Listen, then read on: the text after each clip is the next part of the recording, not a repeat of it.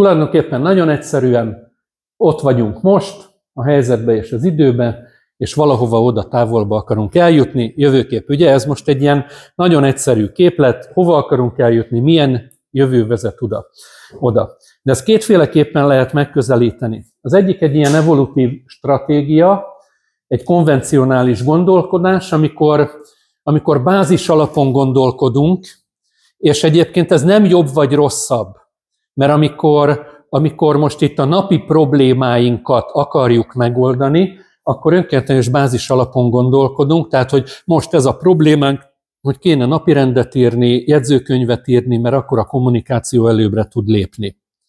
Ebbe egy kisebb ambícióval egy biztonságosabb történet van. Akkor, amikor egy ilyen stratégiai, jövőkép vezérelt stratégiát készítünk, akkor pedig egy jóval ambiciózusabb jövőképet tudunk létrehozni, és itt most az lesz majd egyébként a közös munkánk, feladatunk, ha jól tudom, akkor így mindannyian azért ebből a térségből vagytok, tehát nem a városban, hanem a térségből. Mert akkor most azt mondom, hogy alkossuk meg ennek a térségnek a jövőképét, majd egy lépéssel később, és hozzáteszem, ez most nem lesz reprezentatív. Akkor lenne tényleg reprezentatív, hogyha ez a stakeholder elemzés megtörténik, és tényleg meghívunk egy nagy tervező közösséget, egy ilyen település esetén, mit tudom én, tehát nem tudom hány ember, de igen, persze. Igen, erre fogok rátérni.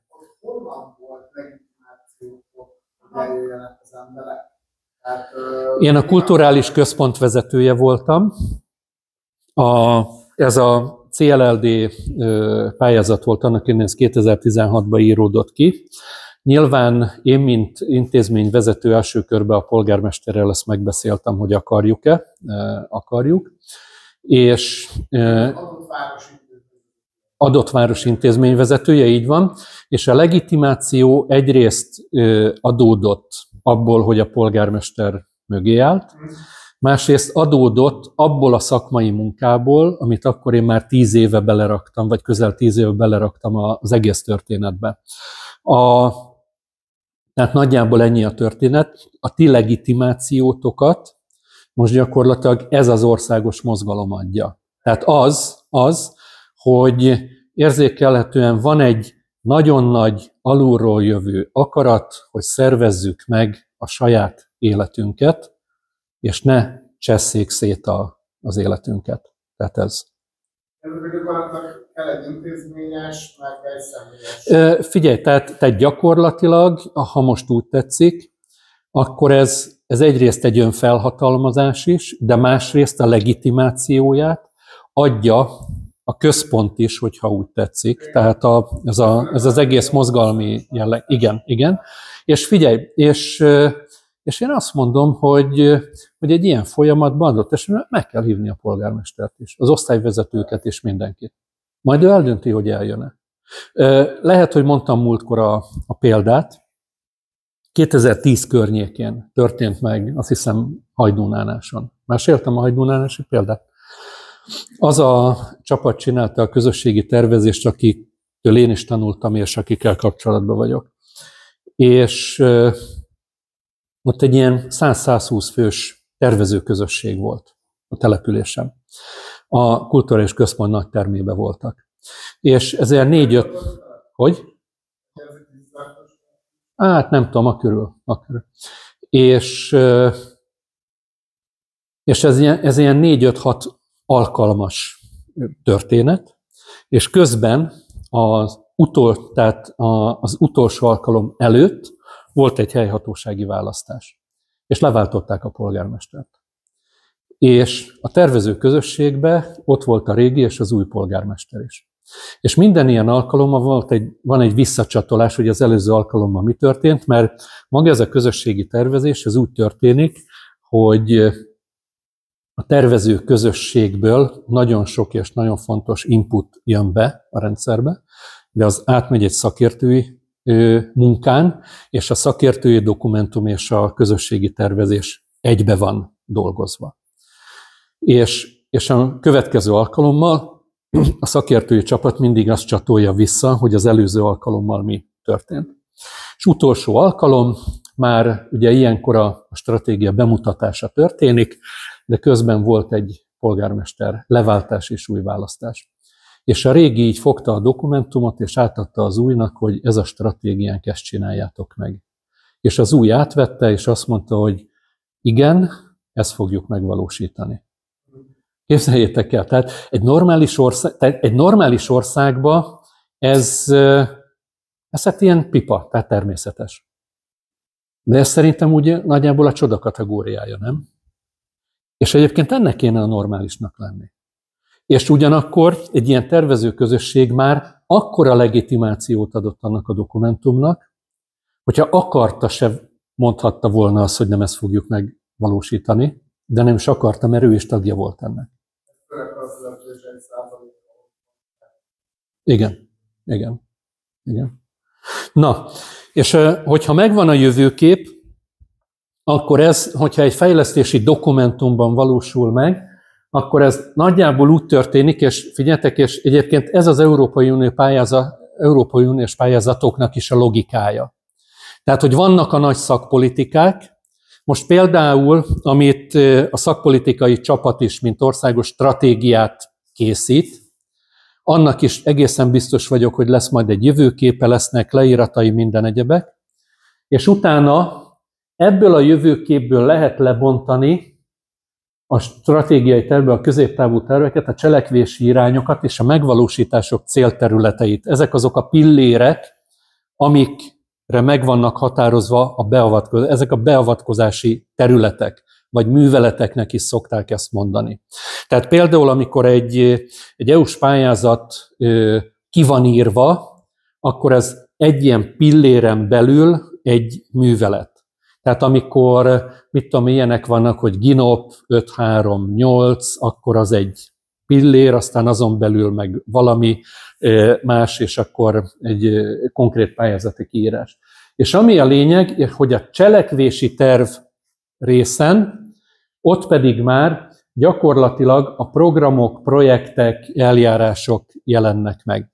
Ha innen nézzük, akkor a jövőképorientált tervezés az egy felülről lefele tervezés, aminek, ha itt megtaláljuk a cselekvési beavatkozási pontjait, akkor alulról fölfele tudunk olyan cselekvéseket indukálni, ami egy jövőkép irányába hat. Ez hogyan oldjuk meg a lehetetlen feladatot, lebontjuk 3 majdnem lehetetlenre, további nagyon nehézre, közepesen nehéz, könnyűre, és utána megvalósítjuk ezeket. Tehát, hogy ennek ez a logikája, hogy a jövőképet azért tervezzük, hogy nézzük meg, hogy egy tervező közösségben, meg a fejében mi van erről az egészről. Mik azok a súlypontok, amik fontosak, és utána abból megkeressük, hogy mik azok a pillérek, amik köré csoportosul a tevékenység, és a pillérek alá milyen olyan beavatkozásokat lehet tenni, amiket meg lehet már valósítani.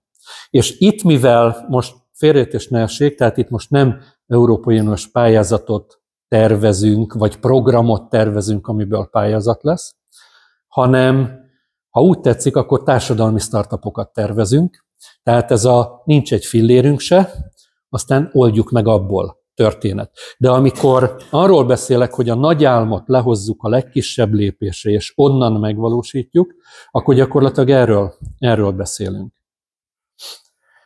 Tehát ez nagyjából így jelenik meg, aztán ugye ennek, hogyha elkezdjük a folyamatot, akkor az volt az első lépése, ezt nem fogom újra mondani, mert beszéltünk már, és hogyha egy településfejlesztési stratégiát készítünk, akkor a SWOT-ot nem csak úgy készítjük el, hogy erősségek, gyengeségek, lehetőségek, veszélyek, hanem ezt nagy területekre szétbontjuk. Tehát például a fő területek, a környezeti adottságok.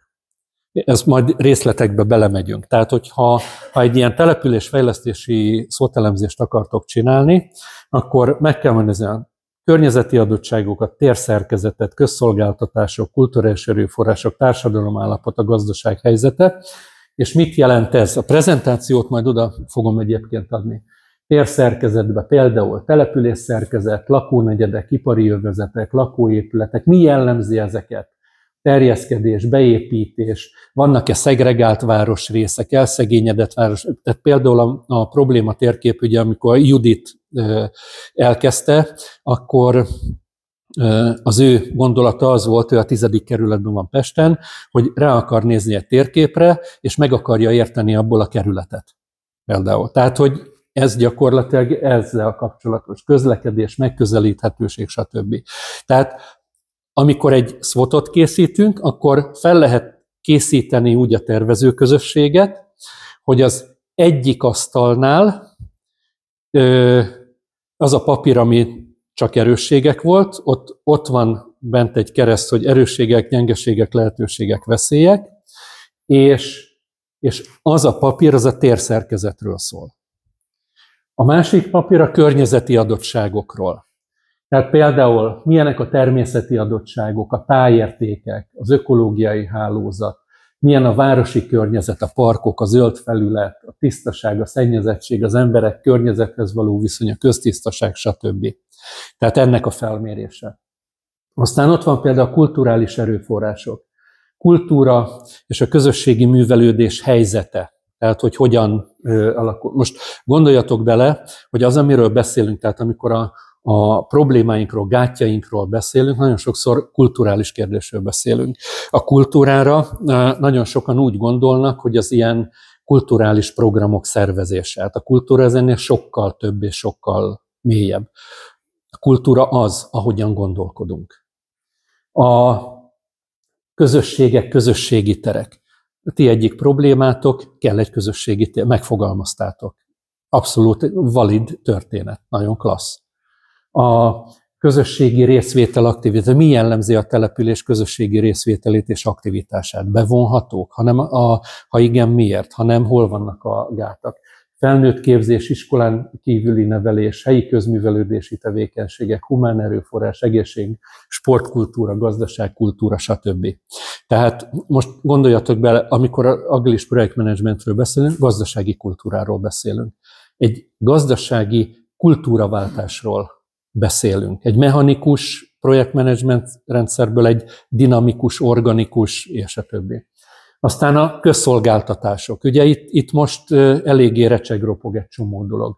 Oktatásügy, egészségügy, szociális közszolgáltatás, gyerekifjúsági családokat szolgáló intézmények, közművek, közlekedés, közigazgatás, közösségek szolgálata, stb.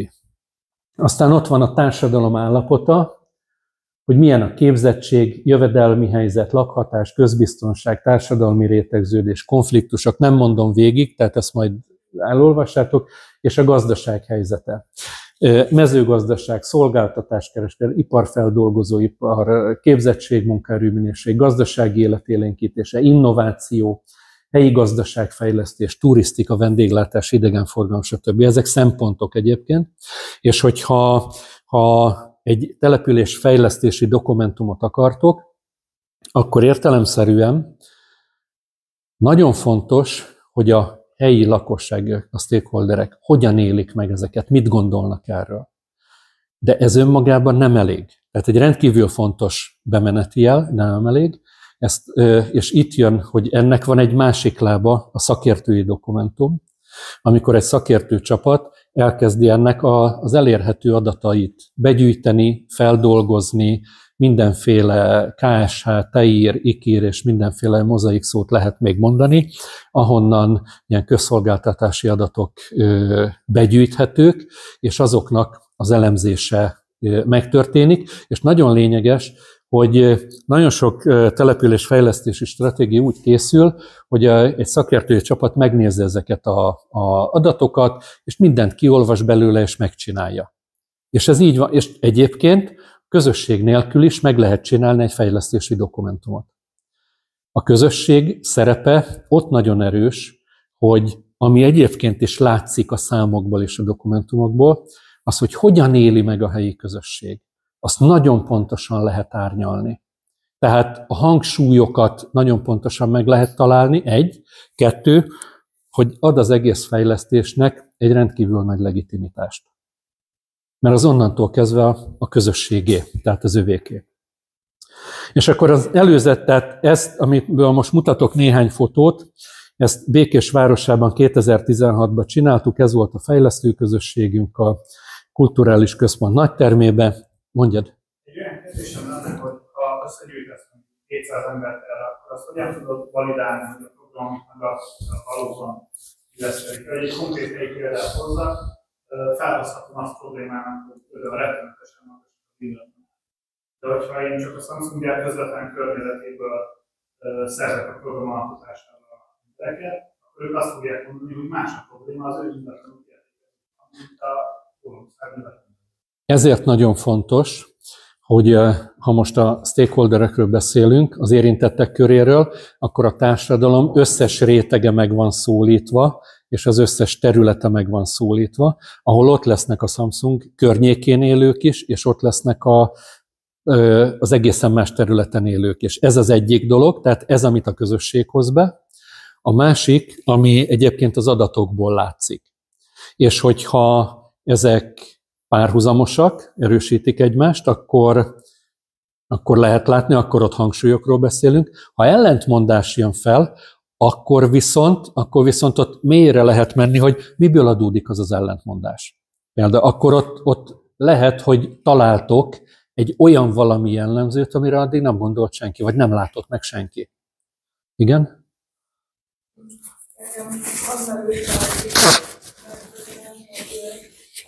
Számomra legalább az elmúlt években az volt a megtalálni azokat az embereket, akik hajlandóak tenni is.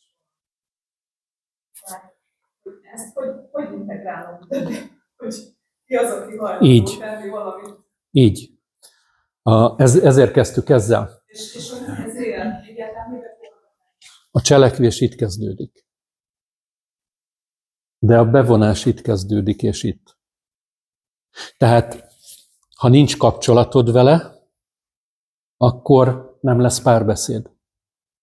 És az első cselekvés az a párbeszéd. És például, nyilván ez működhet úgy, hogy egy ilyen tervezőközösségbe meghívod, de működhet úgy is, hogy van egy kis csapatotok, akikkel interjúkat készítetek, és megbeszélitek ezekkel az emberekkel, hogy figyelj, lenne egy fél órád egy beszélgetésre. És akár elmentek hozzá, és megkérdezitek. És kíváncsiak vagytok a véleményére, és ő azt fogja megélni, hogy valaki megkérdezte a véleményemet. Nem tudom, láttátok a Brexit című filmet? Nézzétek meg. A politikai marketingnek egy nagyon mély dolga van, de van benne egy olyan jelenet, amikor a kampányfőnökök találnak egy olyan társadalmi csoportot, akihez soha senki nem ment el. És le vannak döbbenve, hogy Úristen, ezekkel az emberekkel nem beszélt senki évtizedek óta. Figyeljetek, Gyulán, amikor megcsináltuk ezt a megyei találkozót, és hasonló módon, ahogy novemberben itt nálatok is, jöttek vissza olyan visszajelzések, nem is arról beszéltek az emberek, hogy mi került a papírra, hanem volt, aki azt mondta, hogy hát ennyire még az élete, tehát nyugdíjas néni volt, és azt mondta, hogy az életében még nem figyeltek ennyire rá. Értitek? Tehát, hogy ez az első lépés, és ebből lesz a cselekvés. Nincsen egy lépésbe cselekvés. Tehát a cselekvés az következmény. Szerintem nálunk az a szórólap, amit csináltunk, a Gödiek hangja, ahol megkérdeztük, hogy mi volt régen jó Gödön, és mi az, amit szeretnénk, ha változtatnának, az gyakorlatilag ezt a célt szolgálja. Igen, de az nagyon fontos, hogy tehát amikor valakivel beszélgettek, és ez az értő figyelem, és figyeltek rá, és fontosnak tartjátok, amit mond, és utána ő azt viszont is látja egy komplexebb dokumentumba, akkor gondoljatok bele, hogy ezek azok a pici apró lépések, ha úgy tetszik, akkor mikroelköteleződések, amik utána elvezetnek oda, hogy hát ez rólunk szól. És egyébként, és ez azért nagyon lényeges, mert egy hatalmi kommunikáció, az például tudja, hogy mi kell nektek. Tehát ha én hatalomból beszélek, akkor én megnézem az adatokat, és elmondom, hogy mi jó nektek, és ha azzal nem értetek egyet, akkor hülyék vagytok. Akkor nem tudtok felérni ehhez a nagysághoz. De ugye maga ez a facilitálás, ez gyakorlatilag ez a folyamat segítést jelenti, amikor én nem jövök egy prekoncepcióval, hogy mi jó nektek, hanem arra vagyok kíváncsi, hogy ti mit mondtok. Itt lehet látni azt, ugyanaz a papír, ezt majd láthatjátok, amikor egy ilyen területet, ez most például a közszolgáltatások, vagy közösségek, vagy nem tudom melyik volt, amit feldolgoznak, itt meg egy másik, és akkor Békésvárosba, ott ebbe a dokumentumba ezek a megállapítások kerültek be. A térszerkezete, nem fogok ezen végigmenni, mert nincs jelentősége, környezeti adottságok, kulturális erőforrások, tehát ez gyakorlatilag egy közösségi tervezésből került be, és utána, amikor ez megtörtént az első alkalommal, akkor a második alkalommal készült el a jövőkép tervezés. A jövőkép az gyakorlatilag arról szólt, hogy azt képzeljük el, hogy 10 év múlva hol szeretnénk tartani. Lehet hosszabb is, de most a 10 év az egy belátható idő. És ennek a módszere az lesz, most még nem kezdünk bele, mert néhány dia van, de utána tényleg belekezdünk. A módszere az lesz, hogy vannak itt papírok, minden tollak, hogyha valakinek kell, hogy az első 5-10 percben itt a térben mindenki oda megy, ahova akar, egyéni munka lesz. Mindenki csendes magányába elgondolkodik, hogy 10 év múlva milyennek szeretné látni ezt a térséget. És ami lényeges lesz, hogy ezek a megállapítások, amik papírra kerülnek, legyenek konkrétak és jelen idejűek, mintha ott lennénk már 10 év múlva. Amikor ez megtörténik, akkor utána kerestek egy magatoknak szimpatikus párt, ketten lesztek egy csoport, mind a két fél felolvassa, hogy mit írt a papírjára, és abból a kettőből fogtok egyet csinálni. Nem az a cél, hogy leírjátok az egyiket, másikat, hanem beszéljétek meg. Kérdezzétek meg, hogy te ezt hogy gondolod. Jól gondolom, hogy arra gondoltál? Hogyan tudnánk ezt pontosítani? Tehát, hogy egy kicsit rágjuk meg ezeket a mondatokat, pontosítsuk, gyúrjuk össze egybe. Erre nagyjából lesz egy 4 óra. Utána, ugye már 2 fők vannak, ezekből a 2 főből rakunk össze 2. Ha páratlan a csoportszám, akkor lesz 3 csapatos is, ezt majd látjuk. És ugyanez lesz a feladat, és ezt egészen addig csináljuk, amíg a legvégén, mert csak 2 csapat van. És azt fogjuk kérni, vagy azt fogom kérni, hogy amikor 2 csapat is van, akkor már itt a terem egyik fele, másik fele, körbe lesztek akár a pulton, asztalnál, bárhol, és fogalmazzátok egybe az egészet, és amikor ez megvan, akkor fogjuk majd azt játszani, hogy az egyes csapat mondja az első mondatot, a 2. csapat megnézi, hogy van-e nála olyan, felolvassa ő is, hogy ő hogy írta le, és abból a 2 mondatból csinálunk egyet, és azt én ide már fel fogom írni. És így haladunk mondatról mondatra, közben értelmezünk, gondolatokat keresünk, stb. Olyan ez, mint amikor a hegyoldalba esnek le az esőcseppek, és akkor itt szépen kezdenek összeállni, és egy irányba befolyni. Tehát nem itt sem az a cél, hogy fel sem vetődik az, hogy most akkor szavazzuk meg, hogy ez vagy az a mondat legyen. Ez hülyeség. Hanem az, hogy hogyan tudjuk ezeket a gondolatokat egybehozni egy dokumentumba. A specifikus, állítás az, hogy 50 fagizóból választhatok Akár, vagy mit tudom én, vagy például nagyon fontos az egészségmegőrzés, és ezért a tömegsporton keresztül a prevenció, mit tudom én, rendkívül fontos, és nem tudom. Tehát majd figyelj csak, mindjárt a Békésvárost mindjárt meg fogom mutatni. Ez néhány kép, hogy ez hogyan történt akkor és ott. Na és akkor ez lett Békésváros stratégiája, és akkor ez egy példa, de nyilván Békésváros teljesen más, mint Göd. Tehát, hogy térszerkezet, környezeti adottság, gazdaság totál más. Békés egy folyamatosan fejlődő, önellátó, öngondoskodó és önfenntartó település. Erős munkahelyteremtő és megtartó képességgel rendelkezik. Nyilván, ha egy település beírja ezt, hogy erős munkahely, teremtő és megtartó képesség, akkor lehet gondolni, hogy ez a megfogalmazás pillanatában ez nagyon nem így van. Ez egy vágy, ezt akarja elérni. Élhető, emberléptékű, biztonságos, egyszerre békés és nyüzsgő, proaktív kisváros, ahol a helyi értékek és hagyományok szentek. Ezt a helyi közösség ezt rendkívül fontosnak gondolta. Tehát, hogy értitek, itt nem az a lényeg, hogy az egyes ember mit gondol, hanem ebből az egészből milyen ki. Sportváros, családbarát település, melyet pezsgő kulturális és sportélet jellemez. A kulturális programok és szolgáltatások minden generáció társadalmi réteget megszólítanak.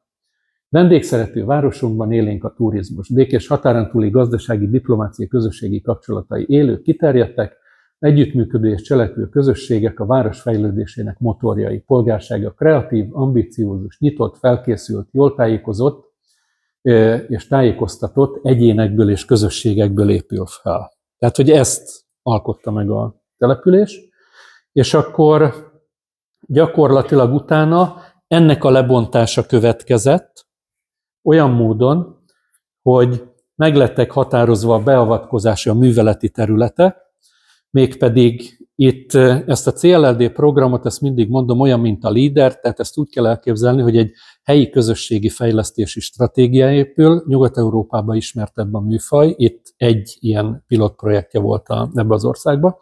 Ez olyan, hanem konkrétan egy adott településen jön létre egy pályázat kiíró szervezet és irányító hatóság. Tehát itt mi az Európai Uniós pályázatok mintájára a jövőképből megalkottuk a műveleti területeket. Ez volt, hogy közösségi együttműködések, hagyomány, inklúzió, infrastruktúra fejlesztés, közösségi programok, közösségi gazdaság, és volt egy kulcsprojekt, a kulturális intézmény felújítása, és ezek az alkalmak pedig itt címszavakban így jöttek össze, hogy helyzetelemzés, jövőképtervezés, műveleti területek meghatározása és projektötletek gyűjtése. Tehát ez volt maga a folyamat. És az nagyon fontos volt, hogy ugye a végső dokumentum az egy szakértői dokumentum. Tehát erre is majd fogok mutatni egyébként példát, és ez támaszkodik a meglévő stratégiák adataira, megállapításaira, statisztikai, kormányzati adatgyűjtések adataira, mély interjúkra, felmérésekre, visszajelzésekre, és a tervezőközösség megállapítására, és ennek a szinergiájára, tehát ennek az együttesére. És hát ez. És utána ebből, tehát ez Békésvárosban, ez egy 400 millió forintos fejlesztési keret volt, amiből ezek voltak a műveleti területek, hogy közösségi együttműködések és cselekvő közösségek támogatása. Nem nagy projektek voltak, ilyen 3-5-8 millió forintos támogatási összeg, tehát nem 20-30-50 vagy 100 millióra kell gondolni, és magára a kulcsprojektre, a kulturális központra volt egy 135 millió forintos felújítási összeg. Tehát ez egy olyan pályázati forrás, amikor a helyi közösség szakértők segítségével megír egy fejlesztési dokumentumot, azt lebontja műveleti területekre, kiírja rá a pályázatot, a kormányzattól, az Európai Uniótól megkapja a fejlesztési forrást, és saját hatókörbe, az irányító hatósággal együttműködve kiírja a pályázatokat, és lebonyolítja a pályázati folyamatot. Na és akkor itt a dokumentumokba belinkeltem a Békésváros CLLD honlapját, tehát ott meg tudjátok majd nézni. Itt van a helyi közösségi fejlesztési stratégia is, de nem tudom, hogy olvastátok-e Gödváros településfejlesztési koncepcióját. Amit találtam, az 2018-as, de Gödváros szabályzatában található az ITS, az Integrált Településfejlesztési Stratégia 2023-ból, tehát ez még egészen friss. Tehát ezt majd tudjátok akár forrásként használni, és nem tudom, ezt kérdem tőletek, hogy van tudomásotok arról, hogy a településen volt ilyen közösségi tervezés? Hogy? Nem volt. Jó, mert azért érdekes, mert ahogy láttam, tehát ilyenkor mindig ott van, hogy melyik cég végezte, és a többi. És akkor néztem, hogy ezt a Völgy-Zugoly Kft. Végezte, és amikor elmentem az oldalukra, akkor ott ilyeneket láttam, hogy ők közösségi tervezéseket csinálnak. Igen, mondjad? Annyi volt, hogy környezeti hatástanulmányt kellett volna készíteni, az nem készült, többen is szeretnék volna, ez az elmúlt években volt sem a viszont. A környezeti hatástanulmányra 2 évre lehetett volna a városfejlesztési stratégiát kidolgozni, és akkor erre is voltak azért kezdeményezések. Ez is civil dolog volt, hogy összeülni, és akkor lehet kialakítani, és folyamatosan megadtak. Ami látható, ez 2 különböző dolog, hogy látható és látható. Tehát ami látható, az semmi. Min akad meg? A völgynek a nagyon különleges helyzetre. És pedig?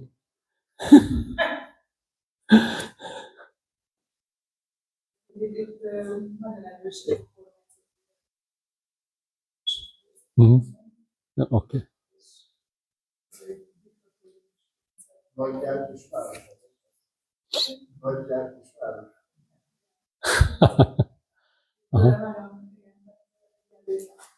Aha. Aha. Igen.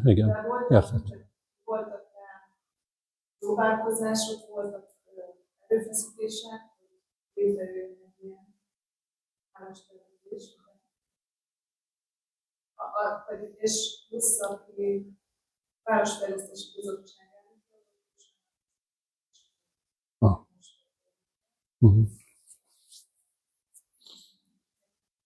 Aha. Akkor az önkormányzat már nem sikerült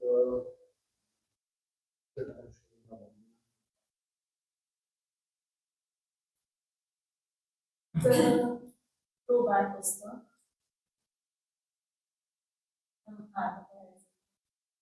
de ahogy nem